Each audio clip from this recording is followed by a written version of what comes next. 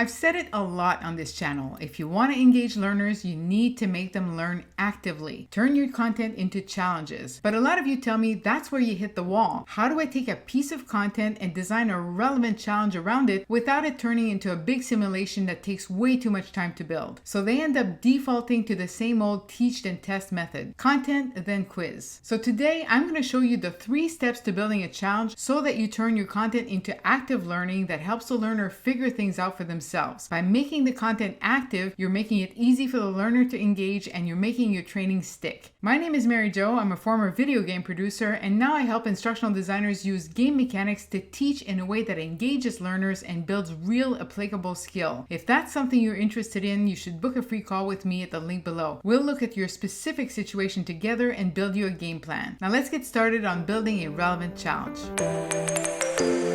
Okay, our goal is to put the learner through a series of activities where they solve relevant problems and figure out your content for themselves. This is called an active learning string, and it's designed to take a total beginner and get them to the point where they can do a hard thing they couldn't do before. So the main building block of this path is a challenge. We always start by building the final challenge, which is the task someone should be able to do perfectly once they've completed your training. It's our finish line. And like every other challenge, our final challenge has 3 parts. So let's build that final challenge first, starting with part 1, which is the core task. The core task is simply, what are we going to get them to do? And this is usually something really simple, so don't overthink it. Think of it as a task with a way to fail and a way to succeed. For example, if the goal is to train people to pass the bar exam, they should be able to answer questions on the bar exam. If I'm training loan officers, they should be able to correctly judge whether an applicant qualifies for a loan. That's a yes-no decision. There's a lot of analysis that goes into making the right call, but it's a yes-no decision they need to make. That's the task. But there are 2 things you do need to be careful about. First, you want to devise a task that will differentiate an untrained newbie from a seasoned pro. If you're teaching IT specialists to diagnose computer problems and they've got all these tests that they can run, what's the difference between a newbie and a pro? Well, the pro will know what tests to run to find the diagnosis quickly. So the true task isn't just identify the problem, it might be identify it in 2 steps or less. A pro can do that, a newbie cannot. So sometimes the difference between the two isn't that they can do the job, but it's a difference in speed, accuracy, cost, etc. The second thing you need to do here is get at what's actually hard about this in real life. Let's say I'm teaching salespeople how to handle objections. The obvious task could be to pick the right thing to say whenever a client objects, but maybe when I dig a little, I find that the real struggle is actually identifying the type of objection. Sometimes customers might say, oh, it's not the right time, when in truth, they just find it too expensive, but they don't want to say that. So the core task isn't pick the right response. The core task would be, in this case, given this customer statement, identify the right objection. So really think about what makes this hard in real life. The core task is a simple task that pros can do but newbies cannot. Now I know this doesn't feel very gamified yet, but that's okay, it's just part 1. Part 2 is identifying your difficulty modifiers. So once you have your core task, you need a way to control how hard that task is. And those are your difficulty modifiers, and the good news is they're already part of your core task. You just need to identify them. So for example, if my task is a multiple choice question, my difficulty modifiers could be how many decoys there are. The more decoys, the harder the question is. Or how many tries you get. The more tries, the easier. If it's a fill in the blank, it could be the number of blanks you need to fill. If it's a categorization activity, number of possible categories. In the geography game I made in the last video, where you have to click where you think a city is on the map, that modifier would be how close I have to be to the correct answer to get any points at all. The bigger this circle, the easier the task is. And of course, if my activity is timed, then the amount of time I give is also a difficulty modifier. So you notice 2 things here. Number 1, my difficulty modifiers are all about numbers. I am not talking about you giving easier questions at first and harder questions later. I'm talking about number of decoys, number of hints, number of attempts, number of seconds allowed. That's important because if you're doing this right, you don't actually get to choose how hard this final challenge is. The learning objective determines that. Learners need to do a thing that is this hard in real life, and you have to build them the scaffold to get them there. If you've seen my bird game, you remember that by the end, you have to identify the bird in 3 seconds or less, less because that's how fast birds fly away in the real world, and I need to prepare my learners for that. Second, I don't really get to choose my difficulty modifiers. They come straight from my core task. So whatever core task you chose in step 1, you just have to identify the numbers you could play with to make that task easier or harder. So for my sales objections challenge, one modifier would definitely be the number of possible objections. In my final, most difficult challenge, I'd have all the possible objections, but at the beginning I might have only 2. That's much easier. And part 3 of the challenge is adding the flavor. A flavor is just a way to slightly alter your basic challenge to present it differently. For example, instead of presenting one customer and having me find the objection, you could show me several customers and say, find all the ones where the objection is truly financial. So in one version, I'm looking at one case, several objections, and in the other, I'm looking at several cases, one objection. The content doesn't change, the core mental operation doesn't change, the experience changes. Flavors are optional, but there's 2 main reasons to use them. Number 1, it can help you better match the feel of the real world situation. For example, one common flavor is time. Pretty much any challenge you can think of can have a time limit added to it if it makes sense to do so. So if time pressure is important in the real world scenarios that your learners will face, adding a timer can help you get closer to that. Another flavor is streak scoring, where instead of counting how many objections I get right out of 10, I count how many I can get right in a row. That could make sense because when you handle a customer's objections well, they start to relax and you're building up that goodwill. So a streak can mimic that. Again, if that makes sense in your real world scenario. And the second reason to use flavors is just to add variety in your active learning string. Now let's see how it all fits together. I'm sure you're starting to see how once you've built your final challenge, it's easy to build the whole active learning string just by playing with the difficulty modifiers. Every challenge along the way is just a watered down version of that hardest one. But all of these are just challenges. They're testing the learner, and on its face, it might not look like there's any part of this where they're actually learning the stuff. They're just being tested all the way through. That's why in the early levels of this active learning string, which is called the introduce part, not only is the difficulty really low, but you'll often also add extra information here just to make sure the learner can figure it out and overcome the challenge. And when I say information, I don't mean a text slide or an explainer video, just enough extra information for a newbie to complete the task. For example, in my sales objection training, maybe they'll get an optional cheat sheet or some additional information about the customer so that they can nail down the objection more easily. So you'll often give them a bit more info here in these early levels, but just enough to do the job. At the end, all that extra information is gone and they have to complete the task with only as much information as they'd have in real life, and the difficulty modifiers also are increased so that they're as high as real life. This part is called the assess phase, and in the middle is our practice phase where we gradually phase out the extra information and increase the difficulty to real world levels. And that's also where you can present different flavors just for variety. So to recap, all you need to do to turn your content into a challenge is A, choose the core task, B, identify the difficulty modifiers that should be numeric, number of decoys, number of tries, number of mistakes allowed, etc., and optionally add a flavor. Those are the 3 parts that build into any challenge. Start with your hardest one, and using the difficulty modifiers and your extra hints at the beginning, you can build an entire active learning string. That transforms the newbie into a master without ever